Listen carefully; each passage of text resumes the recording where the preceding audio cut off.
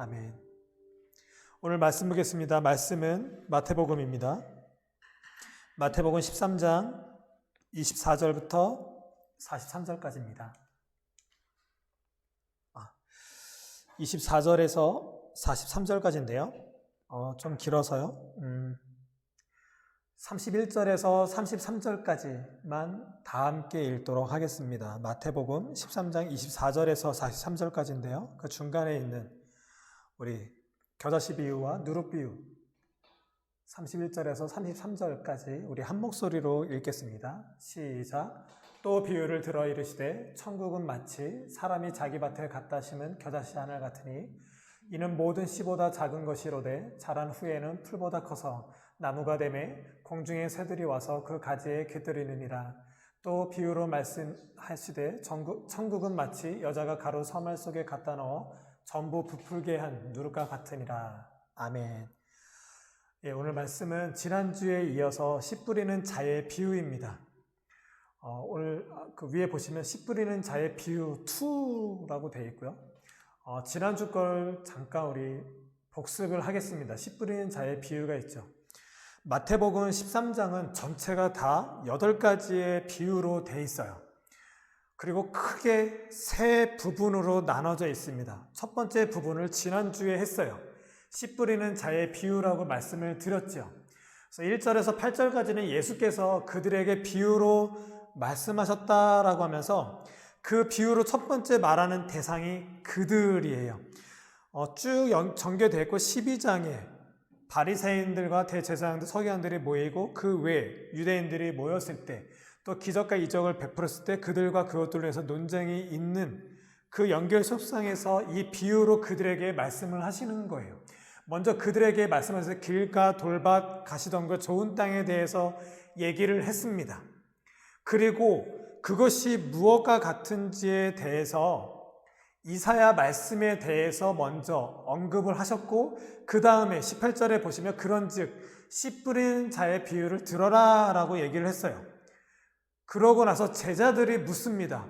그렇게 비유로 말씀하신 이유가 무엇입니까? 그 비유로 말씀하신 것을 우리에게 말씀해 주세요 라고 하고 나서 그 4가지 씨 뿌린 거에 대해서 제자들에게 해석을 해 주시는 장면이 나옵니다. 그러니까 가라지 비유와 가라지 비유 해석이 있고요. 그 중간에 이사야 말씀이 중간에 들어갑니다. 여러분들 많은 동영상이나 그동안 이 말씀은 정말 많이 들었을 거예요. 근데 너무나도 놀란 것은 많은 분들이 이 말씀에 대해서 설교를 할 때 이 이사야서 말씀에 대해서는 거의 언급하지 않고 그 4가지 밭에 대해서만 얘기하고 끝나요. 큰일 납니다. 정말 중요하게 그 가라지 비유를 말씀하시고 그 해석 중간에 이사야서 말씀이 들어가 있어요. 이 이사야서 말씀이 말하고자 하는 그 뜻하신 바를 알아듣지 못하고 이것이 해석되어져 버리면 굉장히 큰 오해가 되고 이 말씀 해석이 이상한 쪽으로 흘러가게 됩니다. 그래서 길가가 어떤 거냐, 그래서 돌밭과 가시덤불 좋은 땅이 어떤 거냐, 지난주에 말씀드린 것처럼 어느 상태적인 거라고 말씀을 드렸어요. 이사야서 말씀에 보면은 그 검정색 글씨의 빨간색 바탕에 보시면 이사야서가 그 기록된 그 당시가 바로 그 70년 그 구약 때 포로기에 들어갈 그 시점이었어요. 이사야는 특별한 독특한 예언자라고 했습니다. 이사야서가 하나님의 언약 백성들에게 언약 갱신에 대해서 돌아와라 회개하고 돌아오라라고 했을 때 오히려 이스라엘 백성들은 귀가 닫혀야 돼요. 그래야지만 그들은 포로로 끌려가니까 하나님 역사 가운데 그게 있는 거였어요. 만약에 이사야가 돌아와 했는데 그들 백성들이 귀가 뚫려서 회개하고 돌아왔다면 그들은 70년 포로기 가운데 끌려가지 않았을 거예요. 왜냐하면 하나님은 의인을 보살피는 분이시기 때문에 그렇습니다. 지난주에도 말씀드렸듯이 이 땅이 멸망하는 이유는 폭력적이고 세상이 더럽고 추악하고 정말 어떤 자연재해와 이런 멸망당할 것 같은 것들 때문에 저런 게 정말 보기 싫어서 하나님이 멸하신다 이런 개념보다는 그런 중에서라 할지라도 그곳에 하나님의 의인들이 있다면 그 의인들 때문에 하나님은 이 땅을 살려내신다는 거죠. 그것이 소돔과 고모라 이야기예요. 소돔과 고모라는 아브라함이 50명의 의인, 30명의 의인, 10명의 의인이 있다면 멸하지 말아요 주십시오 하지만 없었죠. 그래서 소돔과 고모라는 멸망했습니다. 노아 때는 어땠나요? 노아 외에는 당대의 의인이 없었고 동행하는 자가 없었습니다. 노아의 가족 외에는 멸망하고 말았죠. 예수 그리스도가 이 땅에 오셨을 때 이 땅은 더 이상 의인이 없는 세계가 됩니다. 우리는 예수 그리스도와 함께 하나님 우편, 하나님 나라 가운데 입성하는 존재가 돼 있죠. 이 땅은 그냥 쓰레기에 버려지는 존재와 같게 됩니다. 이사야서가 그걸 얘기하고 있어요. 그들이 이사야서가 하나님께 돌아와라 했을 때 그들이 귀를 닫는 이유, 그것이 바로 마음이 완악하여졌다라고 얘기하는 거예요. 완악하다라는 뜻은 두껍다, 무감각하다라는 뜻이에요. 그 밑에 보면 그들의 귀는 듣기에 둔하고 들어도 워낙 자기들의 견고한 진이 너무나도 두껍기 때문에 하나님의 말씀이 올 수가 없는 거예요. 그리고 눈은 감았으니 이 모든 게 두껍고 말씀이 와도 무감각한 거예요. 절대로 깨달을 수가 없는 거죠. 그래서 그 마음의 완악한 위에 보면 그들이 들어도 깨닫지 못하고 보아도 알지 못하니라. 이사야의 말씀을 그들은 전혀 알아듣지 못하게 된 거예요. 그들의 마음 상태, 그들의 모든 삶의 상태가 하나님의 말씀을 받아들일 수 있는 상태가 아닌 거예요. 그런 상태적인 이야기를 한 것이 바로 지난주예요. 그래서 길가, 하나님은 똑같이 어느 밭에 있든지 간에 말씀이 주어졌다라고 이야기를 하고 계십니다. 근데 그들의 상태는 길가나 돌밭이나 가시떨기나 좋은 땅이었던 거죠. 하지만 그들의 마음이 좋은 땅 외에는 다들 하나님의 말씀을 받아들일 수 있는 상태가 아닌 거예요. 중요한 건 우리가 이렇다라는 거죠. 예수를 믿는 여러분, 우리의 마음은 어떠신가요? 이 설교를 듣고 있는 당장 내 자신은 어떤가요? 우리는 이 내 마음이 다 있지 않나요? 길가, 원수들이 다 쪼아먹는데요. 우리는 이 땅 가운데서 계속해서 시험과 악에 넘어질 수밖에 없는 존재이죠. 돌밭, 믿음이 그 뿌리가 제대로 자라지 못해서 그냥 넘어져 버릴 수밖에 없는 게 우리의 신앙이죠. 가시떨기는 어때요? 좀 자란다 싶어도 가시에 찔려서 염려와 근심, 세상의 재리와 여러 가지의 것들에 의해서 자라지 못하죠. 그 와중에 우리도 말씀을 보며 이렇게 예배드리며 하나님을 믿는 그 좋은 땅에 있는 경우가 있어요. 세상은 아직 예수를 믿지 못하는 사람들은 계속 저런 상태에 있게 됩니다. 상태적인 이야기를 얘기하는 거예요. 천국 비유예요. 하나님 나라의 부르심에 관한 이야기가 바로 지난주 이 4가지 밭에 관한 이야기입니다. 하나님이 어떤 사람들에게 향하여서 불렀고 예스하고 달려올 자들에 관한 이야기를 하고 있는 거예요. 그리고 좋은 땅에 하나님 말씀 가운데 예스하고 달려오는 자들은 결실을 맺고 100배, 60배, 30배가 될 거라고 얘기를 하세요. 당장 예수께 믿음으로 왔으면 믿음으로 사는 우리에게 저렇게 열매를 맺겠다라고 하시는 게 아니에요. 믿음 가운데 예스하고 달려오는 자들은 앞으로 100배, 60배, 30배의 결실을 맺을 수 있는 그런 나무로 자랄 수 있는 사람이 되게끔 하겠다라는 거예요. 어떨까요? 지난주에 노아에 대해서 얘기를 했어요. 노아가 사는 그때도 그 당시에 사람들은 저렇게 길가와 돌밭과 가시떨기 같은 그런 중에 있는 사람들이었어요. 하지만 좋은 밭에 하나님의 말씀을 받아들인 노아는 방주를 만들고 그로 인한 후손들이 어땠을까요? 100배, 60배, 30배의 결실을 맺는 그런 놀라운 것을 제가 지금도 말씀을 통해서 보고 있죠. 아브라함은 어떤가요? 바다의 모래알처럼 저 별들처럼 수많은 너로 인해서 그런 믿음의 사람들이 생겨날 거라고 얘기를 하고 있죠. 아브라함이 살고 있는 그 시대도 저렇게 길가와 돌밭과 가시덤 같은 그런 시대였어요. 그런 가운데 좋은 땅 같은 하나님의 말씀을 알아듣고 깨달은 그가 좋은 땅인 거죠. 그의 결실은 100배일까? 60배일까요? 30배일까요? 또 구약의 선지자들은 어떨까요? 그들은 돌아와라 돌아와라 언약 백성들에게 언약 갱신이 일어날 것을 계속 주장했어요. 여전히 그들 백성은 이스라엘 역사 가운데서는 그들은 여전히 하나님을 하나님으로 바라보지 못하는 인생 가운데 떨어졌었죠. 선지자들은 어떨까요? 하나님의 말씀을 듣고 대언자로서 그들이 섰을 때 그들의 말을 듣고 온 자들이 있었죠.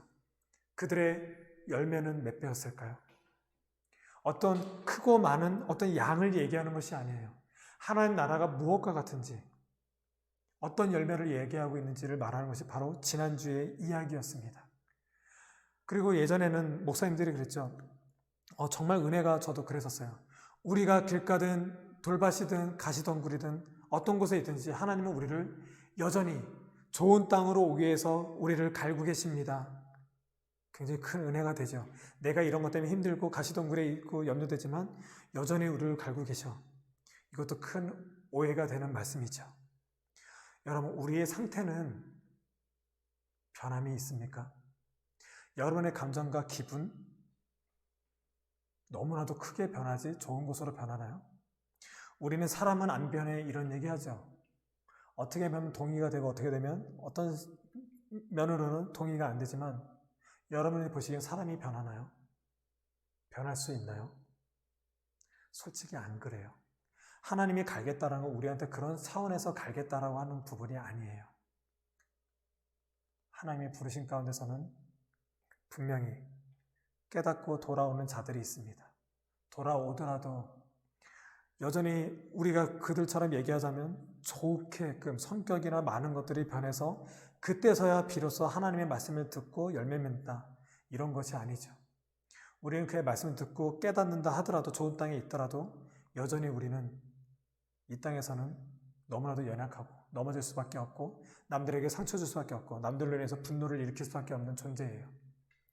하나님 부르신 가운데 분명히 예스하고 있는 자들, 그것을 믿음을 주는 우리는 그 믿음이 무엇이고 그런 중에라도 안 좋은 상태라도 하나님 나라 가운데 있는 우리는 그 참된 하나님 나라를 소망하고 갈 수 있다는 것이 오늘 지난주 말씀드린 그 말씀이었습니다. 그렇다면 오늘 말씀을 볼까요? 이 구조를 잘 보세요. 이 구조 그대로 오늘 말씀이 이어집니다. 오늘 말씀도 보면 예수께서 그들 앞에 또 비유를 들어 이르시되 천국은 좋은 씨를 제 밭에 뿌린 사람과 같으니, 지난주도 제 밭에 뿌리는 건데 두 번째 씨 뿌리는 자의 비유 두 번째 이야기예요. 그리고 가라지 비유를 들어요. 천국은 마치 그렇게 얘기해서 사람이 좋은 씨를 제 밭에 뿌린 거예요. 근데 그러고 잠들었는데 밤에 원수들이 그 좋은 씨를 뿌린 그 밭에 가라지 씨를 뿌리고 간 거예요. 그러고 나서 밭에 종들이 보니까 가라지와 알곡이 같이 자라는 거예요. 그래서 그 종들이 주인한테 달려옵니다. 주인님, 누가 이 가라지 씨를 뿌렸습니다. 그러니까 주인이 뭐라고 얘기하냐면 이것은 저 원수들이 뿌렸다라고 얘기하는 거예요. 그래서 종들이 그러면 우리가 저 가라지를 뽑아버릴까요? 라고 얘기를 하니까 아니다, 그냥 냅둬라 이래요. 왜냐하면 가라지를 뽑다가 저 알곡들도 같이 뽑을까 염려가 된다. 그러니까 내버려둬라. 그래서 나중에 다 자라고 추수 때가 되면 그 가라지들을 한때 모아서 불에 태우고 알곡만 내 곡식 창고에 넣어라 라고 얘기를 하세요. 이것이 전반적인 이야기예요. 지난주에 그들에게 비유로 말씀하시되 해서 그 유대인들이 대상이었어요. 오늘도 보면 예수께서 그들 앞에 또 비유로 말씀하시되 이래요. 첫 번째 가라지 비유를 먼저 그들에게 대상을 해서 이야기를 한 거예요. 그러고 나서 아까 본문 읽은 겨자씨와 누룩 비유가 나와요. 이것도 저희가 굉장히 크게 오해하고 있는 부분이에요. 31절에 보면 또 비유를 들어 이르시되 천국은 마치 사람이 자기 밭에 갖다 심은 겨자씨 하늘 같으니 이 모든 씨보다 작은 것이로되 자란 후에는 풀보다 커서 나무가 되매 공중의 새들이 와서 그 가지에 깃들이니라. 여기서 보면 31절에 또라는 단어가 있어요. 그리고 33절에 또 있어요. 또 다음 주에 가면 그 밭에 감추인 보화와 또 진주 비유와 또 그물 비유, 또 천국의 그 제자된 서기관 비유에 대해서 얘기를 할 거예요. 거기도 보면 또 이르시되 또 비유를 들어 얘기하시되 이렇게 또라는 단어가 있는데 여기 나온 그 또라는 단어가 다 다른 단어예요. 근데 우리 이게 한국어로 번역했을 때, 한국어 성경을 번역할 때는 다 또로 이렇게 다 번역이 돼 있어요. 그러다 보니까 다 각자가 다 하나님이 말씀하신 천국 비유로 우리는 오해하고 좀 설교를 한 경우가 많았어요. 저 또한 그렇게 알고 있었는데 신학교를 다니고 공부를 하다 보니까 그런 내용이 아니었던 거예요. 아까 가라지 비유에 대해서 나왔어요. 그 가라지 비유에 대해서 그 가라지가 무엇과 같은지를 설명한 것이 바로 겨자씨와 누룩 비유예요. 오늘 보면 겨자씨를 봐요. 어떤 사람이 천국은 마치 사람이 자기 밭에 심은 겨자씨 같대요. 그랬더니 그 겨자씨가 다른 모든 씨보다 크게 자라서 그곳에 새들도 와서 이렇게 막 유하게 된 거예요. 옛날에는 어떻게 됐냐면 여러분 천국은 마치 이와 같습니다. 우리의 믿음은 이렇게 겨자씨가 얼마나 작은지 아십니까? 이런 작은 우리가 점점 자라서 너무나도 어떤 씨보다도 크게 자라서 여기에 새들도 머무는, 그래서 여러분들의 믿음이 작지만 이 믿음이 자라서 어느 누구도 우리의 믿음에 기대어서 나아갈 수 있는 그런 굳건한 믿음이 됩니다. 천국이 이와 같습니다. 이것이 큰 오해라는 거죠. 여기서 말하는 천국은 마치 역설적 반어법적 이야기예요. 그렇게 표현되어 있는 거예요. 사람이 자기 밭에 갖다 심은, 여기서 말하는 하나님이 이 땅 가운데 심은 그 씨가 아니라 그 사람들이 아까 가라지가 보면은 하나님이 이 세상이라는 땅에 좋은 씨 알곡을 넣었지요. 근데 다른 사람이 그 밭에다가 다른 그 가라지를 심겨 놓은 거예요. 그것을 그 가라지가 무엇과 같은지를 설명한 것이 바로 겨자씨예요. 그 가라지가 겨자씨 같다라는 얘기를 하는 거예요. 그 겨자씨가 모든 씨보다 작대요. 처음에 하나님께서 심은 그 알곡보다도 훨씬 작아요. 근데 그것이 자란 후에는 풀보다 커서 나무가 되매, 이 성경에 나온 이 겨자씨는 풀종이에요. 그러니까 우리가 풀이다, 나무다, 어떤 이런 거다 이렇게 종에 대해서 얘기할 때 우리가 무슨 나무 이렇게 얘기하죠. 또 우리가 뭐로 예를 들까요? 고추나무가 그런가요? 아니면 토마토나무? 원래 그것은 나무가 아니었죠. 풀종에 있는데 우리는 말할 때 나무라고 얘기하는 거죠. 바로 겨자씨가 그와 같아요. 풀이에요. 근데 여러분들 이제 검색해보면 알겠지만 겨자씨 나무에서 엄청나게 큰 사진들이 있어요. 그거는 이 당시 때 여기에 있던 그런 나무가 아니에요. 그 흑겨자라고 해서 그런 품종들이고 그건 좀 다른 개념이에요. 근데 선교사님이나 다른 분들이 어떤 겨자나무를 보고 이런 식으로 빗대어 얘기할 수가 있죠. 진짜 성경을 연구하고 그 이스라엘을 연구한 분들은 겨자씨는 나무들보다 결코 자랄 수가 없대요. 커질 수가 없대요. 근데 지금 여기서 보면은 그 후에는 풀보다 커서 나무가 된대요. 그리고 공중에 새들이 와서 그 가지에 깃들이나 이렇게 되는 거예요. 어떤 나무도 클 수 없는 게 나무보다 더 큰 거예요. 지금 이상한 현상이 일어나고 있는 거예요. 가라지가 그와 같다라는 거예요. 이 세상이라는 곳에 하나님 나라 가운데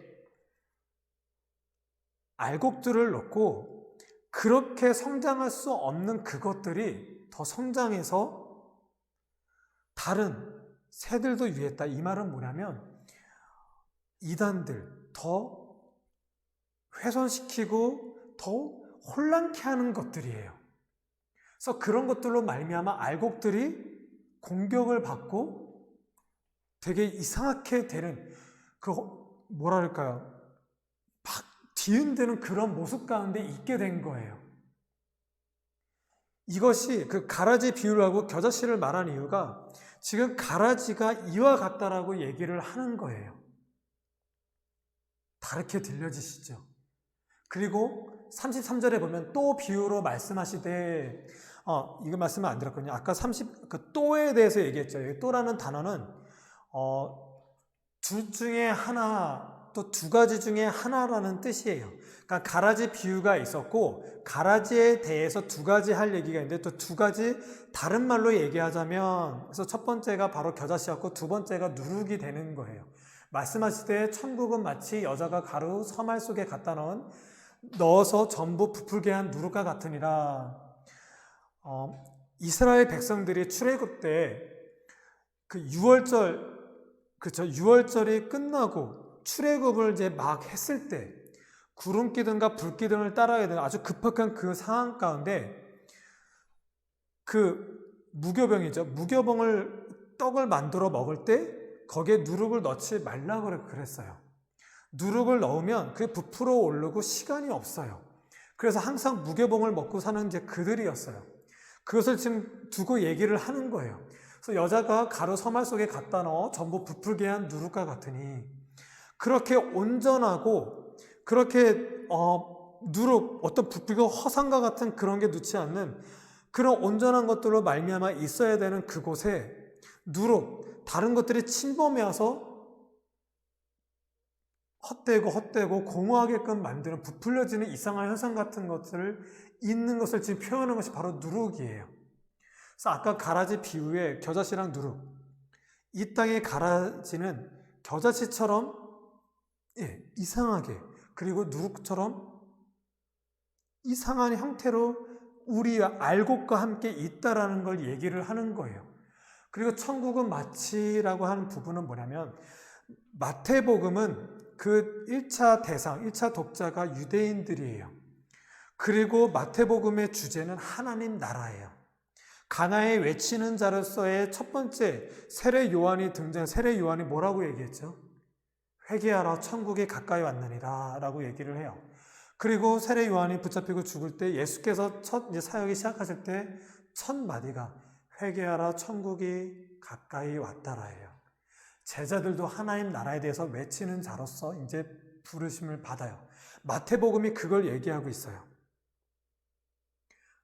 지난주에는 4가지 밭의 부르심에 관한 이야기를 했어요. 오늘은 알곡과 가라지가 같이 있는데 추수 때가 되면 가라지는 뭉쳐서 불에 태울 거고 알곡은 곳간에 모은대요. 바로 심판에 관한 이야기예요. 지난주에 이어서 또 얘기하자면 우리가 그와 같다는 거죠. 예수께서 이 땅에 오시고 세례 요한에게 세례를 받을 때 성령이 비둘기처럼 내려왔고 그것이 뭐냐면 하나님 나라가 예수께 임했다는 거예요. 예수가 하나님 나라를 가져왔다라는 거예요. 예수 그리스도를 믿은 우리는 이 땅에서 하나님 나라가 임한 그것을 실제적으로 보고 누림이 있는 존재가 되었다라는 거예요. 그래서 구약 때 아브라함 이야기를 했죠. 아브라함이 본토 친척 아비집을 떠나서 내게 분부한 땅과 민족을 주겠다고 그랬어요. 나라를 형성하는 3가지 구성 요소가 뭐였죠? 국토, 국민, 주권이었어요. 본토 친척 아버지의 집, 아버지가 주권인 이 땅의 세상 공중 권세 잡은 자들의 주권인 그곳에서 내가 너로 하면서 주어가 하나님이 됐죠. 주권자가 주체자가 하나님인 그 나라로 초청받은 것이 바로 아브라함이에요. 그러니까 이 땅에 살면서 하나님 나라로 초청받은 그가 믿음으로 그 땅, 이제는 하나님께서 부르시는 그 땅으로 갔다라고 얘기하고 있어요. 그것이 바로 우리죠. 그는 이미 이루어진 하나님 나라를 바라보고 아브라함은 믿음으로 나아갔다라고 성경에는 기록되어 있어요. 하지만 그 약속의 땅이 아직 이루어지지 않은 상태인 거예요. 하나님 나라가 이미 이루어졌고 아직은 아닌 이미와 아직 사이에 아브라함이 있었고 이 이미와 아직 사이에서 진짜 믿음이 무엇인지를 밝히고자 하는 것이 바로 아브라함의 이야기인 거예요. 마찬가지로 우리는 예수 그리스도의 복음을 받아들였어요. 예수께 임한 하나님 나라를 가져온 예수 그리스도, 이 땅에 하나님 나라가 이루어졌어요. 그 믿음이 우리인 거죠. 이미 이루어졌지만 예수께서 부활하시고 하나님 우편 가운데 계시대요. 그가 다시 오시겠다 그랬어요. 심판 가운데 오실, 아직은 아닌, 이미와 아직 가운데 우리도 아브라함처럼 있는 거예요.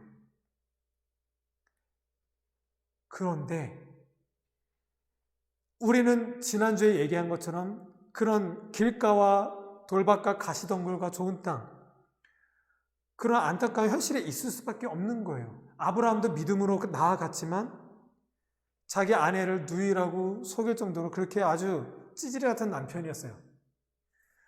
우리도 그런 삶에 놓여질 때가 있잖아요. 오늘 보면 천국은 마치 사람이 자기 밭에 심은, 여기서 말하는 그 이미와 아직 하나님 예수 그리스도를 말미암는 그 천국 백성이 된 그 상황을 얘기하는 거예요.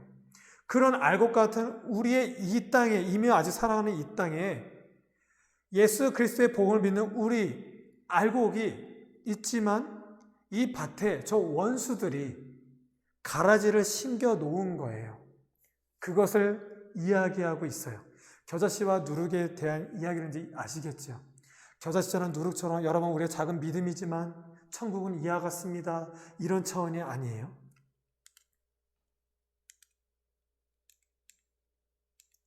네, 오늘 보세요. 그래서 가라지 비유, 겨자씨와 누룩 비유가 있고 또 지난주 그 이사야서 말씀처럼 이번에 시편 말씀을 가지고 왔어요. 이는 선지자를 통해서 나오고 그에 또 이제 36절에 하면 제자들이 가라지의 비유를 우리에게 설명하여 주소서 하고선 제자들에게 가라지 이 비유를 한 해석을 하세요. 지난주랑 구조가 똑같죠. 그리고 보면 이렇게 그 노란 글씨 한번 보시겠어요? 그 나라에서 모든 넘어지게 하는 것과 또 불법을 행하는 자들. 잘 보세요. 다시 계속 반복하는 거예요. 너무 중요해서 그래요. 처음에 가라지 비유를 했죠. 가라지가 무엇과 같은지를 겨자씨와 누룩 비유로 얘기를 했어요. 근데 겨자씨와 누룩이 무엇과 같은지를 해석한 것이 뭐냐면 41절이에요. 그 나라에서 그 하나님 나라, 우리가 살고 있는 하나님 나라, 이미와 아직 살고 있는 이 땅에 나라에서 모든 넘어지게 하는 것, 저 겨자씨가 바로 넘어지게 하는 것이에요. 그리고 또 불법을 행하는 자들, 그것이 바로 누룩 비유인 거예요. 아시겠죠? 그러면 이해가 더 잘 되실 거예요.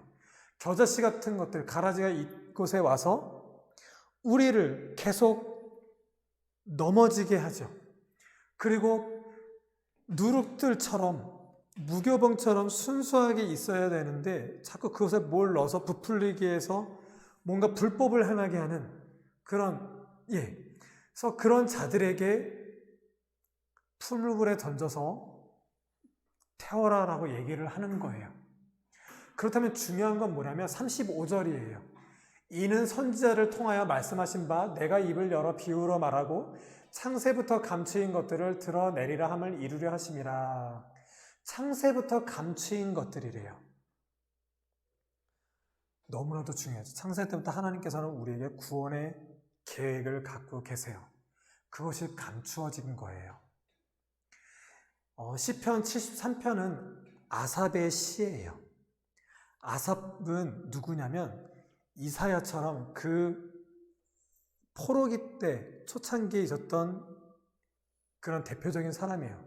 우리 원교형제처럼 아삽이 누구냐면 찬양 인도자예요. 찬양대를, 그러니까 하나님의 구약 때 예배 가운데 다윗과 솔로몬 때에 하나님께 예배할 때에 그 찬양을 맡은 자였어요. 근데 그가 그렇게 지내면서 포로기 때 있을 때 놀란 거예요. 저 원수들 때문에 신앙의 위기가 온 거예요. 그래서 자기의 신앙과 이 삶의 모든 것들이 다 무너졌다, 미끄러졌다고 표현을 하고 있어요. 아삽의 시가 할 때 정말 하나님이 계신 건가? 우리의 하나님이 이 땅을 주관하시고 위대하신 하나님이라면 그 하나님이 우리를 왜 이렇게 예배도 못 드리게 되는 상황, 다른 나라의 속국이 되는 상황, 우리의 신앙은 온데간데 없는 그런 비참한 가운데 우리를 왜 두셨는가? 하나님이 계신 건가? 하나님이 계시다면 우리가 왜 이래야 되는가? 저들의 예수를 믿지 않는 하나님을 알지 못하는 저들은 왜 이렇게 부궁할 수밖에 없고 강할 수밖에 없고 저들이 셀 수밖에 없는지를 나타내고 있는 거예요. 그것 때문에 내가 미끄러질 뻔하고 넘어지겠다, 힘들다, 괴롭다라고 하는데 그가 무슨 얘기를 하면 내가 성소에 들어갈 때에야 비로소 내가 온전한 것을 봤다라고 얘기해요. 내가 저들 때문에 미끄러질 뻔했으나 그것이 아니다. 저들이 지금은 저렇게 부강하고 저들이 뭔가 권력을 누리고 큰 것들을 누린다고 보지만 오히려 저들이 지금 지옥으로 가고 있구나. 나락으로 떨어지고 있는 거구나. 내가 미끄러진다고 생각했는데 오히려 저들이 미끄러지고 있는 거구나. 내가 성소에 들어갈 때야 온전한 것을 바라봤다 라고 얘기를 하고 있어요. 하지만 아삽이 있는 그때는 여전히 신앙인들의 삶은 온전치 못한 때였죠. 하지만 진정한 하나님의 시각으로 다시 한번 봤을 때 믿음과 신앙이 온전했을 때 회복이 되었을 때 이 땅을 그 시각으로 바라봤을 때 전혀 다른 차원에서 이 땅이 보이는 거예요. 그 배경 가운데 쓰여진 것이 바로 그 아삽의 시고 그것을 말한 것이 바로 창세부터 감추어진 것들이에요. 무엇이냐면 우리가 저렇게 가라지처럼 우리를 넘어지게 하고 또 불법을 행하게 하는 그런 악한 요소들이 예수를 믿는 우리에게 공격을 하고 있지만 그거로 말미암아 그 지난주 말한 것처럼 길가나 돌밭이나 가시덤불 같은 그런 상태 가운데 놓여져 있을지라도 그것 때문에 우리가 걱정하고 두려워하고 안타까운 그 비참 가운데 있는 것처럼 전전긍긍하며 살아가고 있지만 이 가운데 진짜 하나님이 주시는 놀라우신 그 말씀 예수 그리스도의 복음으로 말미암아 눈 떴을 때 우리가 진정으로 세상적으로 말하는 기독교 세계관이 열려져 있을 때 우리가 이 땅을 바라보는 시각 그로 인한 우리의 상태가 전혀 다른 상태로 보여지는 그것을 이야기하는 거예요. 그 하나님은 우리에게 말씀을 주시는 분이고 그 천국 백성에 대해서 열매를 맺는 존재가 되었고 심판이 이르렀을 때 저 가라지들처럼 그냥 저 불에 태워지는 존재가 아니라 하나님의 놀라운 천국 백성 그 곳간에 두어지게 되는 놀라운 은혜 가운데 두었다라고 말하고 있는 거예요. 부르심과 그 심판 가운데 있는 우리 천국 백성 가운데 있는 우리는 안전해. 창세부터 주어졌던 그 평강이 여호와 샬롬이 너희들에게 있어 라고 얘기를 하는 거예요. 지난주 말했던 어떤 상태적인 것들 악한 세상에 살고 있는 우리 하지만 예수 그리스도의 그 복음으로 믿는 우리는 괜찮아 라고 얘기하는 거예요. 그래서 먼저 그 나라와 의를 구하라. 그러면 더한 것을 너에게 주겠다라고 약속하신 부분이 바로 이것을 얘기하는 거예요. 어떤 양을 얘기하는 것이 아니에요. 하나님 나라의 어떤 질적인 차원을 얘기하고 있는 거예요. 전혀 다른 차원에서 지금 우리에게 괜찮아라고 얘기하는 거예요. 그래서 지난주는 결실을 100배, 60배, 30배를 얘기하고 있고 오늘은 그때의 의인들은 자기 아버지 나라에서 해와 같이 빛나리라. 천국 백성 된 우리 하나님의 말씀을 받아들인 알고 긴 우리는 아버지 나라에서 해와 같이 빛나는데요. 우리가 의인이래요. 계속 반복적으로 얘기했죠. 의인은 기준을 얘기해요. 아담과 하와의 죄로 말미암아 죽음 가운데 내몰려질 수밖에 없는 저렇게 겨자씨와 누룩처럼 악한 세력이 있을 수밖에 없고 눌림을 받을 수밖에 없는 이 땅에 그런데 의가 떨어진 이곳에 예수 그리스도의 믿음으로 로마서처럼 믿음으로 말미암아 우리가 의인이 됐대요. 하나님과 함께할 수 없는 우리가 의에서 떨어진 우리가 예수 그리스도로 말미암아 하나님과 함께할 수 있는 기준이 된 거예요. 그게 의예요.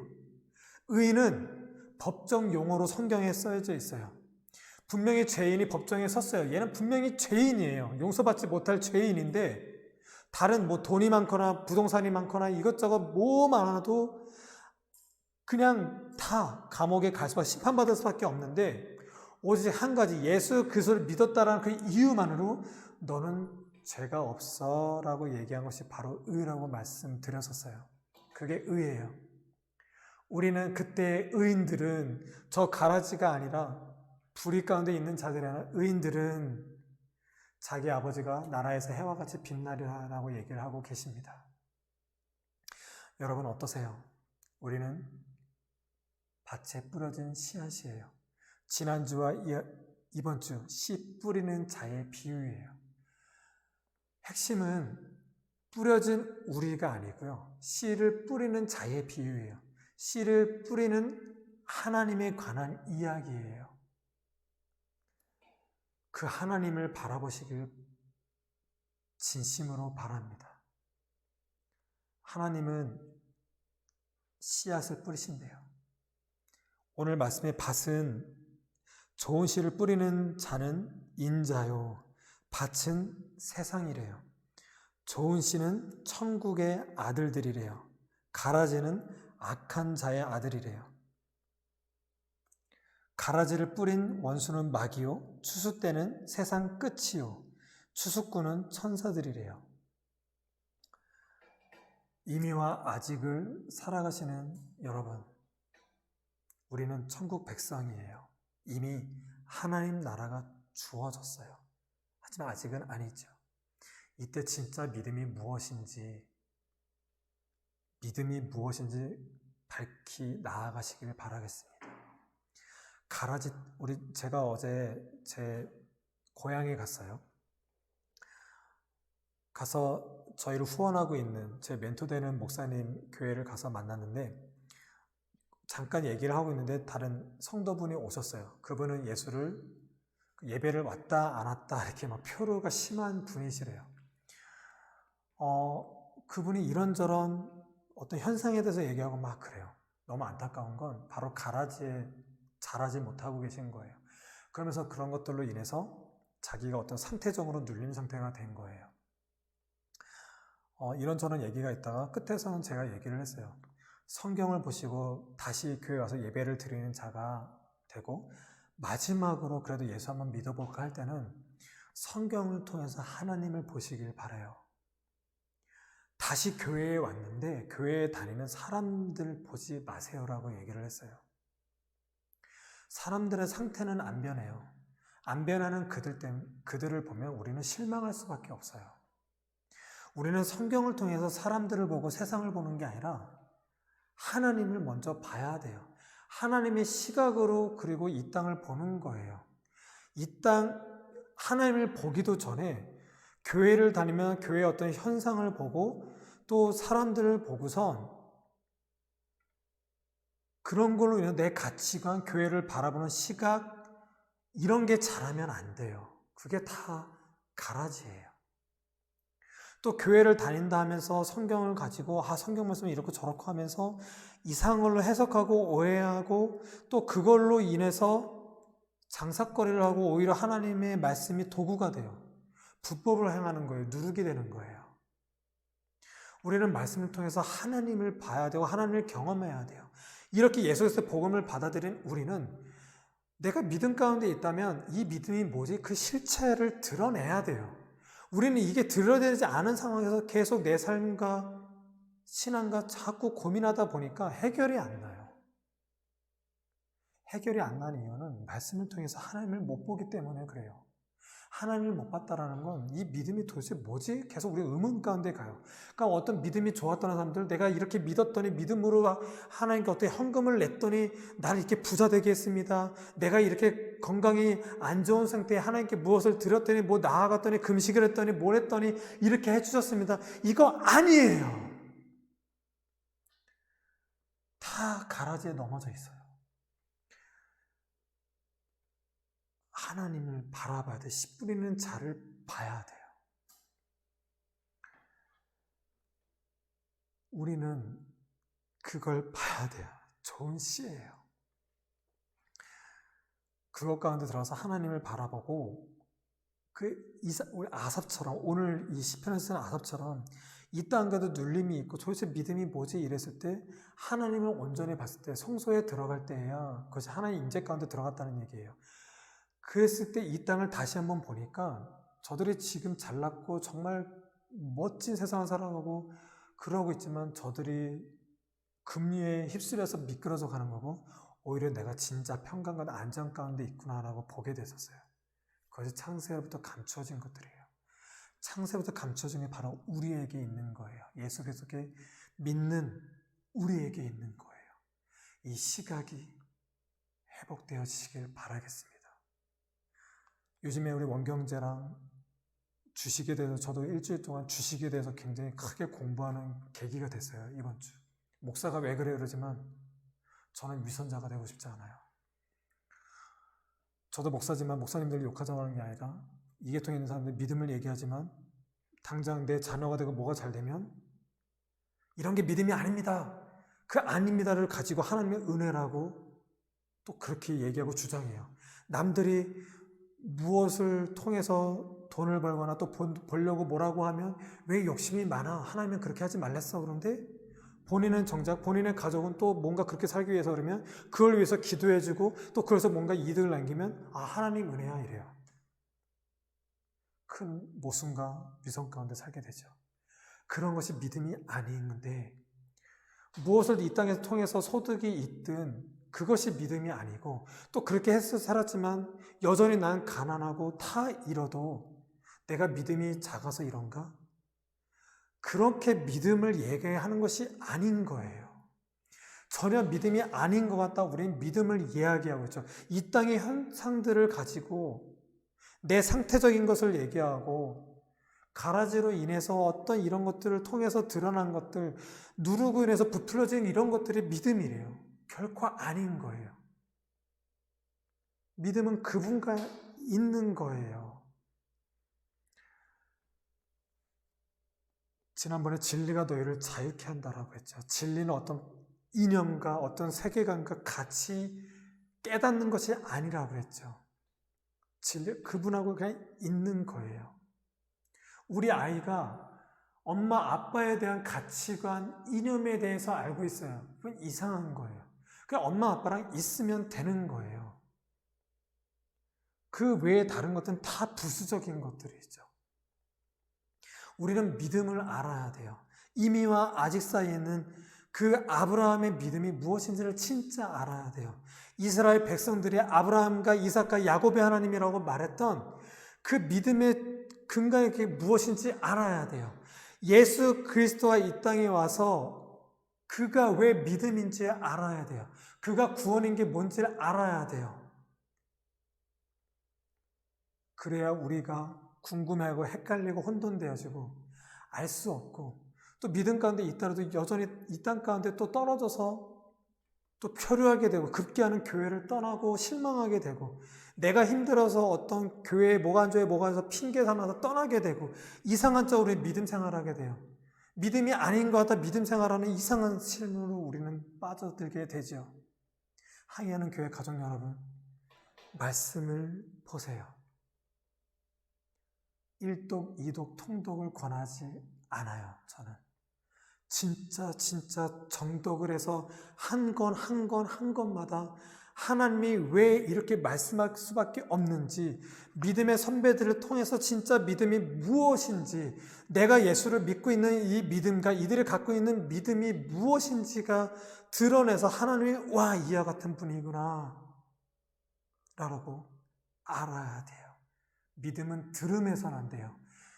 깨닫는 게 아니에요. 여러분들 깨달음으로 변했어요? 우리가 이렇게 예배 듣는 것이 우리가 깨달았기 때문에 예배 드려요? 아니에요.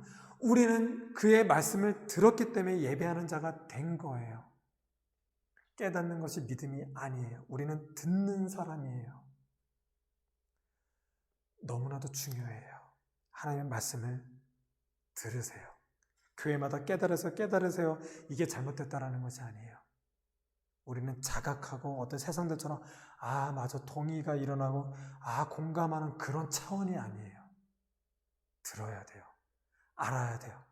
그래야 믿음이 생기고 믿음 가운데서 순종의 행위가 드러날 수가 있는 거예요. 기도하시겠습니다.